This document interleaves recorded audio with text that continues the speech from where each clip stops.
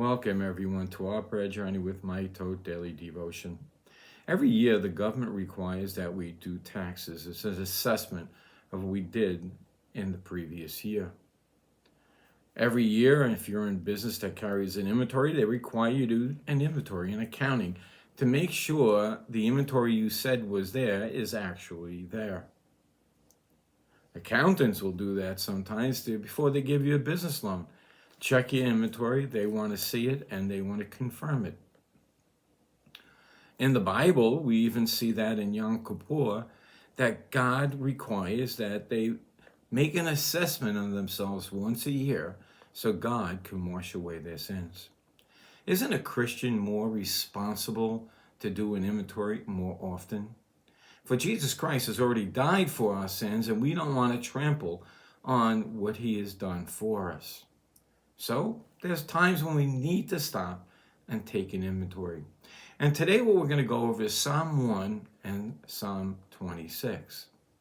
Both Psalms are written by David, and David is doing an assessment later on in his life in Psalm 26. When you open up Psalm 1, this is what it says. Blessed is the man that walketh not in the counsel of the ungodly, nor standeth in the way of sinners, nor sitteth in the seat of the scornful. So what do we see here? Three things. He walks not, he standeth not, and he sitteth not with the scornful. So David's looking at his life later in Psalm 26:1, and here's what he says. Judge me. He's saying, God, do an inventory of me, O Lord. For I have walked in mine integrity. I have trusted in the Lord. Therefore, I shall not slide. Who is he walking with? He's walking with God. He's not walking with worldly men. In Psalm 26:3, it says this, For thy loving kindness is before my eyes. I have walked in truth. Well, why does David make this prayer? Is it a proudful prayer? Or is it a prayer of assessment? Lord, check it out. Judge me. See where I'm wrong. And if I'm wrong, I'll correct it. Sometimes we could think we are doing things in life that are good for somebody else, and they can be harmful. If you were actually sitting through some of the things I did on the book of Job, you'll see that 3 friends came to him to comfort him, and they wind up confronting him and acting in the place of God, and were later condemned for it. This is why we need to check with God often. Now we were talking about standing not in the way of sinners. In 26:12 of Psalm, he says, My foot standeth in an even place. In the congregation I will bless the Lord. He is in the congregation of God in the right place, not standing with the sinners, but in the congregation of God. He's doing that assessment. But remember how he started. Lord, look at me, judge me. Tell me if I am wrong. Then he goes on, nor sitteth in the seat of the scornful. That was the part we had in Psalm 1 and verse 1. In Psalm 26:4, he says, I have not sat with vain persons, neither will I go in with dissemblers. Boy, sometimes we can have dissemblers in a church, can't we?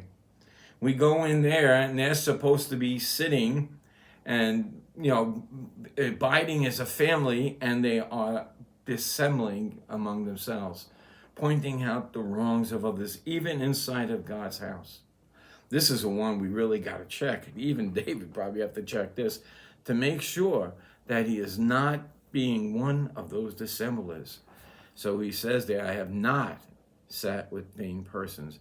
He has separated himself from them. In Psalm 26:5, I have hated the congregation of evildoers, and I will not sit with the wicked. These are the commitments he made as he goes through this inventory of himself.